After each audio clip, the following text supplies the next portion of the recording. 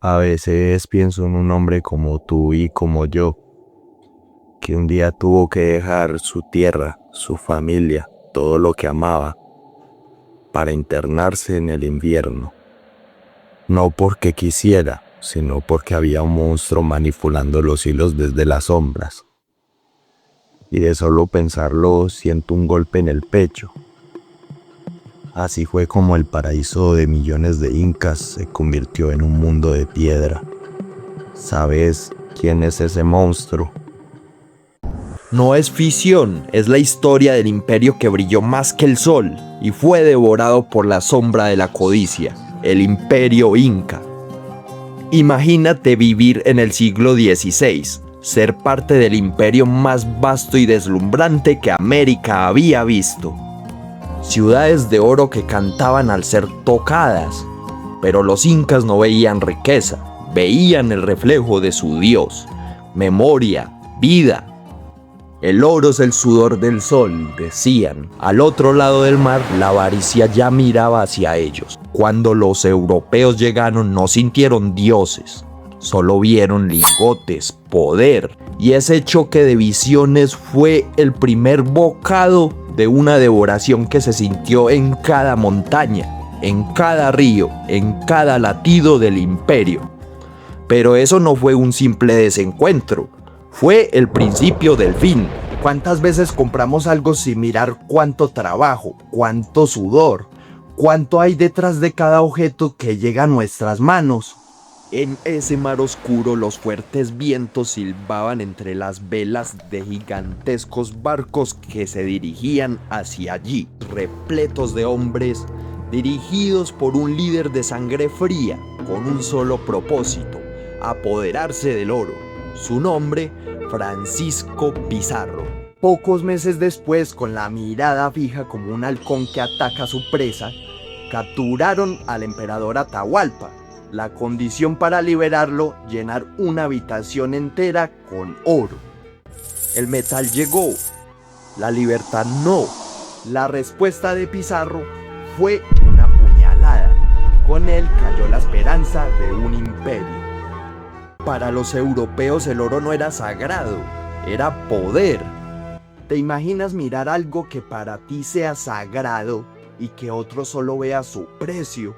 Y todo por un metal que es de lo más común en este inmenso universo, dejando de lado lo más importante: la belleza en sí misma de la vida, esa calidez, esa belleza natural, los árboles que son únicos, nuestra forma de pensar y sentir que no se repite en ningún rincón del cosmos. Eso es lo que define el mundo, eso es lo que nos hace únicos. Y ese choque de miradas no tardó en convertirse en un choque de mundos. Dos formas de ver el mundo, una sola verdad.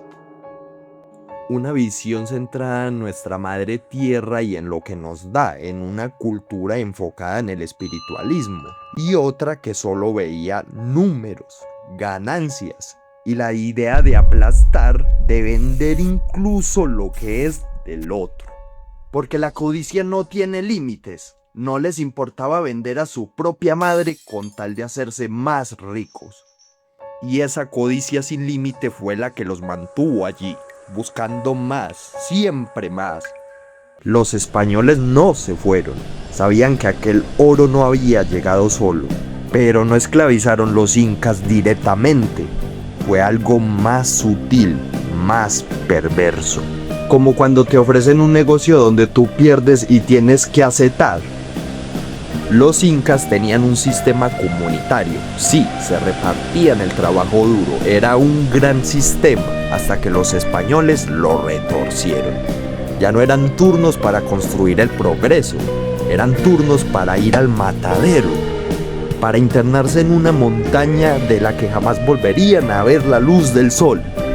Bajo toneladas de roca el infierno eran vida, respirar era igual a morir, el frío y el calor se turnaban para abrazar los pulmones.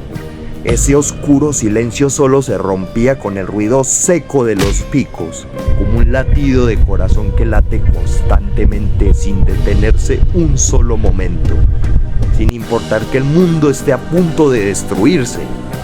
Así, sin darse cuenta, arrinconaron este imperio milenario a desmoronarse igual que la montaña, poco a poco, grano a grano.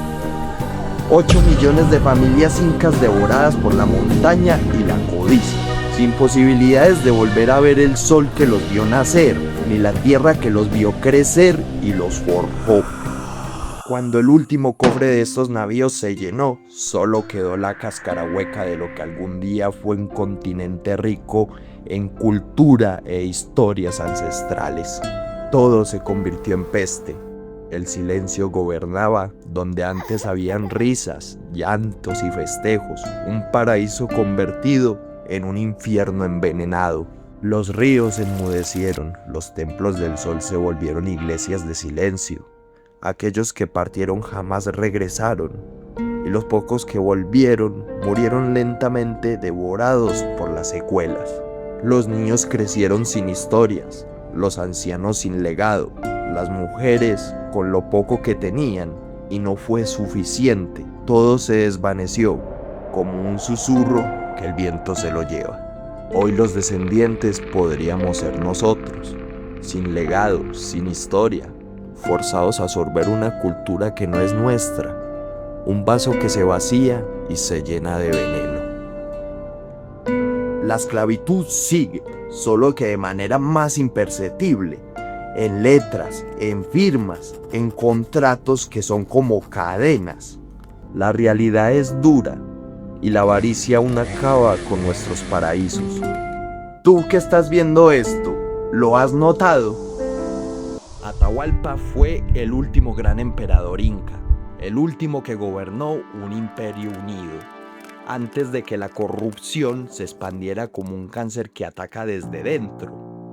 Todo esto por culpa del miedo. Miedo hacia los atacantes que llegaron del mar y miedo a perder lo que habían construido durante siglos. Con su muerte, el imperio ya no era imperio. Pero los españoles sabían que acabar con el líder inca no sería suficiente. Sabían que habría revueltas, oposición, resistencia. La gran capital Cusco era el último peldaño para acabar con el imperio inca. Así que decidieron enviar a Manco, el medio hermano del legítimo emperador. Este hombre, al pertenecer a la familia real, ya tenía credibilidad. Era el más apto para seguir el legado. Pero Manco tenía muchos enemigos y decidió refugiarse en el Imperio Español, pensando que podía utilizarlos. El utilizado terminó siendo él. Lo traicionaron, lo maltrataron, lo humillaron, lo saquearon y lo desecharon. Entonces Manco decidió rebelarse. Y el pueblo que necesitaba un cambio decidió apoyarlo, pero perdieron. Pero el imperio inca no desapareció en una batalla. Desapareció cuando sus hijos dejaron de hablar su lengua, cuando sus templos fueron cubiertos de cal y de olvido, cuando el sol dejó de ser padre y pasó a ser solo un astro en el cielo. El último eco de su grandeza aún resuena en las montañas, como un susurro que el viento no termina de llevarse. Al observar las montañas de Sudamérica, podemos escuchar un viento que nos recuerda el olvido. El olvido de una lengua, de una cultura, de una religión, de cómo la historia se borró, de cómo nuestra historia dejó de marcarnos. Pero ese viento no solo trae silencio, también trae una pregunta que todos deberíamos hacernos. ¿Qué estamos haciendo para que nuestra historia perdure para siempre y no volvamos a cometer los mismos errores? El poder del dinero, sinónimo de oro, es tan grande que la historia hoy se repite. Con dinero logran manipular países de pocos recursos, montar títeres en los gobiernos y acabar con todo lo que importa para esos países. Y cuando el pueblo ya toma conciencia, el daño ya está hecho. El círculo vicioso jamás termina. El brillo del oro sigue siendo hipnótico. Los imperios siguen creciendo y devorando todo a su paso. Pero nosotros que escuchamos el viento aún podemos elegir, podemos recordar, podemos resistir, podemos conservar nuestra memoria y hacerla parte de nuestro legado. Nos vemos en la próxima historia.